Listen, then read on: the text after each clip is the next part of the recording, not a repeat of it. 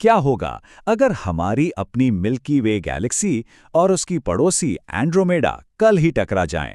चलिए इस बहुत बड़े कॉस्मिक इवेंट के हर पहलू को एकदम डिटेल में समझते हैं। जरा सोचिए, वैज्ञानिक एक अनाउंसमेंट करते हैं, कल रात हमारी गैलेक्सी एक दूसरी गैलेक्सी से टकराने वाली है। तो क्या होगा? क्या पृथ्वी तुरंत खत्म हो जाएगी या फिर कुछ और भी ज्यादा शॉकिंग होने वाला है? देखिए, इस टक्कर को समझने के लिए सबसे पहले इन दो कॉस्मिक जायंट्स के साइज को समझना बहुत जरूरी है। एक तरफ है हमारी मिल्की वे, जिसमें लगभग 100 से 400 अरब तारे हैं, लेकिन एंड्रोमेडा वो इससे कहीं ज्यादा बड़ी है। उसमें करीब 1 ट्रिलियन मतलब 10 खरब तारे हैं। ये नंबर देखिए, 1000 अरब तारे। सोचकर ही दिमाग घूम जाता है। ये है एंड्रोमेडा की असली ताकत। और सबसे मजेदार बात यह है कि ये दोनों गैलेक्सीज कोई शांत नहीं बैठी हैं। ये पहले से ही एक दूसरे की तरफ तेजी से बढ़ रही हैं। मतलब ये कोई हाइपोथेटिकल बात नहीं है, ये तो भविष्य में होना ही है। हाँ, असल में इसमें अरबों साल लगेंगे, लेकिन अगर, सिर्फ अगर ये कल हो जाए तो। अच्छा, जब हम टक्कर शब्द सुनते हैं तो दिमाग में क्या आता है? एक जोरदार धमाका, है ना? पर सच कहूं तो हकीकत इससे बिल्कुल अलग है। ये एक धमाका नहीं है, ये तो एक शानदार कॉस्मिक डांस है। तो फिर एक गैलेक्टिक टक्कर का असली मतलब क्या है? देखिए, ये कोई विनाशकारी एक्सप्लोजन नहीं है, बल्कि ग्रेविटी का एक बहुत पावरफुल खेल है। ऐसा इसलिए क्योंकि गैलेक्सीज असल में ज्यादातर खाली जगह होती हैं। तारों के बीच इतनी ज्यादा दूरी होती है कि उनके आपस में टकराने का चांस लगभग 0 होता है। बिल्कुल, ये एक धमाका नहीं, ये ग्रेविटी का एक इंटरैक्शन है। इस पूरी कहानी का ये सबसे जरूरी पॉइंट है। तो ठीक है, धमाका नहीं होगा, पर अगर ये टक्कर कल रात को होती है तो हमें अपनी धरती से आसमान में क्या दिखेगा? ये यूनिवर्स का सबसे बड़ा और शानदार शो होगा।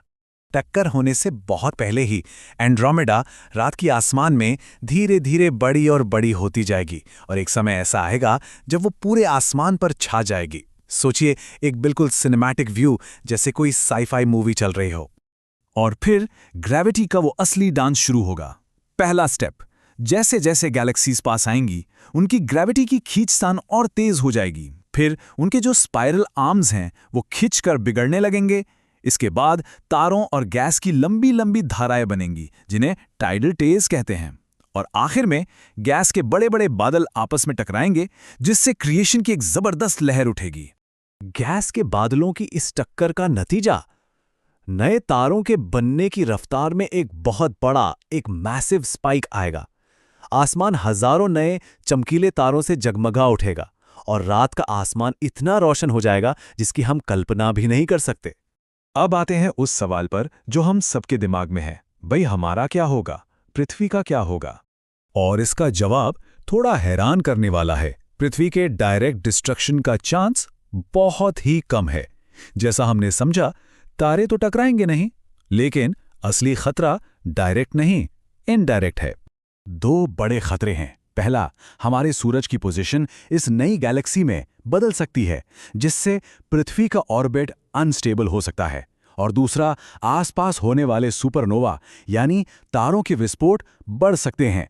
इनसे निकलने वाला खतरनाक रेडिएशन पृथ्वी पर लाइफ के लिए बहुत बड़ा खतरा बन सकता है। और फिर आता है इस पूरे विलय का क्लाइमैक्स, दोनों गैलेक्सीज के सेंटर में बैठे सुपर मैसिव ब्लैक होल्स का मिलन। हमारी मिल्की वे का सैजिटेरियस ए स्टार और एंड्रोमेडा का अपना दैत्य ब्लैक होल। जब ये 2 विशाल ब्लैक होल्स आपस में मिलेंगे तो वो इतनी पावरफुल ग्रेविटेशनल वेव्स पैदा करेंगे जो नई बनी गैलेक्सी के ताने बाने को, मतलब स्पेस टाइम को ही हिलाकर रख देंगी। और अब इस महाटकराव का अंतिम नतीजा, एक बिल्कुल नई गैलेक्सी का जन्म।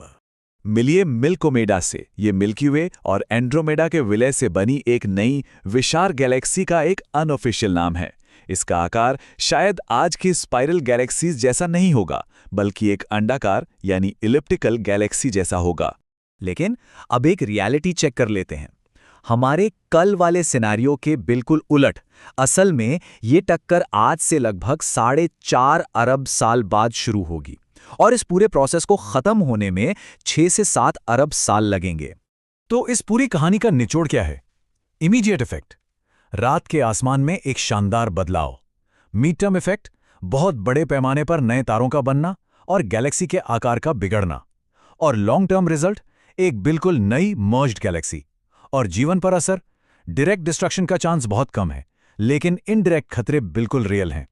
आखिर में एक गैलेक्टिक टक्कर सुनने में भले ही डरावनी लगती हो, लेकिन असल में ये एक कॉस्मिक डांस है जिसमें विनाश से कहीं ज्यादा सृजन होता है।